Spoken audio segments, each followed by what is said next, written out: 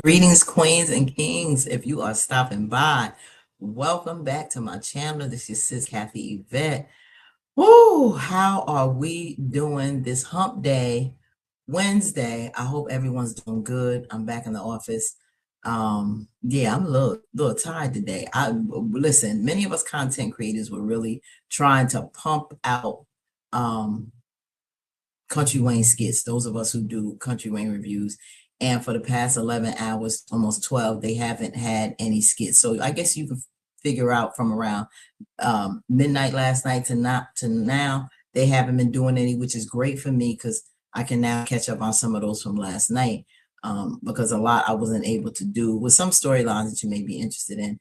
I don't know if it's because the main storyline with going from LA and Wayne with that whole crew, they did a lot yesterday, and yeah, it was exhausting. We love it. We love the content, but it can be really time consuming, especially when we got other things going on. So it gives us a little breather.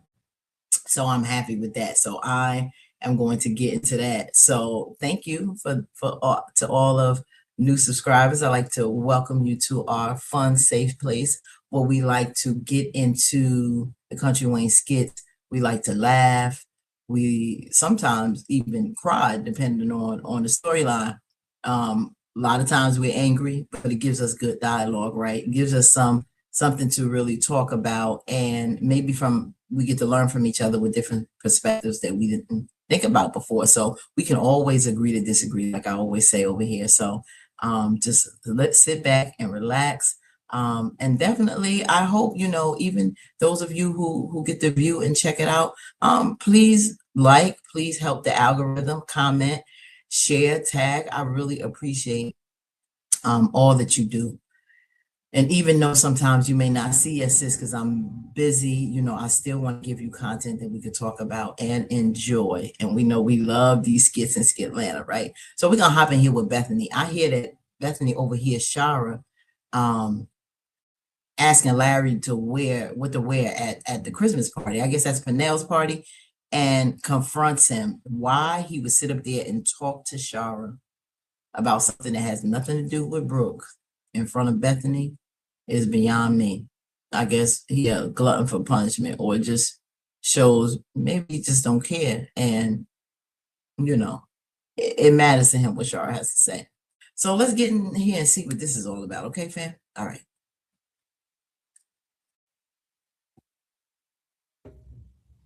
But you technically don't have to wear an ugly sweater. I mean, you can wear what you want. I mean, you do anyway. You shower, so you dress like you want to. Yeah. Okay. I'll talk to you later. All right, bye. That was Sharra. Yes. So now you giving her fashion advice for Purnell's party? I'm not giving her fashion So advice what? for the party. I'm being so jealous. Asked what the name of the party was, and I told her that what Purnell wanted. And now she's going for what reason? I mean, that's not even her family. Doesn't have to be her family. Purnell invited her. I mean, he considers us family still. But that's not her family. It doesn't make sense for her to even go. Purnell And you is, a Brooks' uncle. Mm-hmm. He still considers her his family. So he invited her. I don't see you went to Chicago and you ain't Destiny family. He did that, just to rile me up. That's a button he's So pushing sick of because you. he knows it's going to irritate me. And then I'm just saying he does stuff like that because he knows it irritates me. So you think Purnell put on this party? No, I don't think he did it just to hear it. Okay, go. Purnell I know where your He mindset put is. this party on, and then he invited Sharra just to upset you. That's what you think? I think it's a little dig. But you're not even going. So how do you do it to I bet you she go now. You're not even going to be there. She gonna go now. Make it make sense. He does everything to irritate me when he's around me. He talks extremely loud. He pushes my buttons. He does everything to irritate me. He borrows money from us and then never pays it back. He borrows money from my family and never pays it back. I mean, I'm just saying.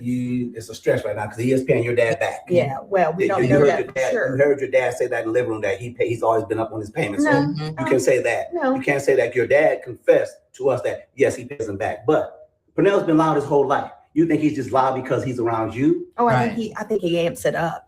Pun intended. Oh, you can't overtalk that man. No matter what you do. I can't overtalk you. It runs in the family. I'm not a loud person. Yes, you are. Because Purnell is loud. Anyway, listen. It runs in the family. I'm not a loud person. Yes, you are. Because Purnell is loud. Anyway, listen. He did not invite Sharra to the party to piss you off. Okay, whatever. Y'all go and y'all have a good time. That's all I can say. Plan to. We are. I'm going to support my brother and have a good time with.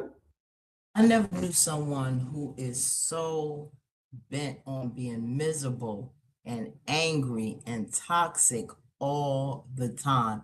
It almost makes me want to skip, even though, you know, it brings great conversation, but you know, for emotion's sake, for mental health sake, you know, sometimes I got to take a breather from her stuff as well, and maybe skip over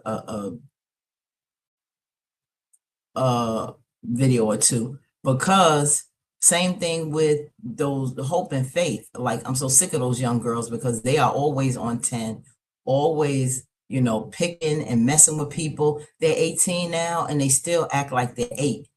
You know, the way they address people and the way they're always causing problems. I mean, when you're 18, you don't go around really bullying like you did when you were younger. I mean, I wouldn't think so, but they are so annoying that sometimes I skip some of their videos that I see because I don't want to deal with that same drama. I'm like about sick of them.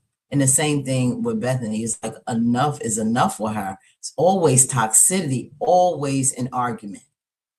You know, the people there, meet them and shake hands and dance and. Well, I don't know, but miserable. Brooke was on the fence earlier, and I need to go and let her know that since you said she could go and she wasn't sure if she could go because I told her I didn't, we had to talk about it and everything. I got to go let her know that it's okay that she can go now. Brooke wasn't on the fence about going. You were on the fence about her going. Because I said she could go. Because you and I didn't talk about it. We didn't talk about it? Because we are co-parenting. You don't understand. You don't got to talk about her going to her uncle's office party. And then you don't talk to me about it. And you just let Purnell make that decision and go, you could go. And that was an invite to his no. party. He outright said, yeah, you could go. You're going to go. And then you were like, yeah, okay, go right ahead. Yes, she can go. Yes, she can go. You don't talk about it. You don't talk about it with me. That's the whole problem we've been having a lot lately is that we don't communicate. There's no alcohol going to be there. I don't care. There's not going to be a lot of bad environment elements. You're so she can go have a good time. You're missing the point. You're missing the point. Communication is lacking. Either way, I'm going to go and talk to her because once again, we have to communicate in this household, and you don't like to do that. Well, you just communicate with my daughter. You just like to make those. Some things go without saying. It's a Christmas party that Purnell invited her to. Do you think that Bethany is right when it comes to communicating about every little thing that has to do with Brooke? Do you think this was necessary, or the fact that her father said she can go was enough? Her uncle invited her. I don't think he would invite her into a bad environment, being that it's a holiday party. Sometimes there is drinking at a holiday party. Doesn't mean she has to partake in it. Even if there was a little drinking, it's really not that type of party when you deal with working and networking. A lot of times it's not going to be some like a nighttime crazy party with friends where it may be a little crazy, a little turned up.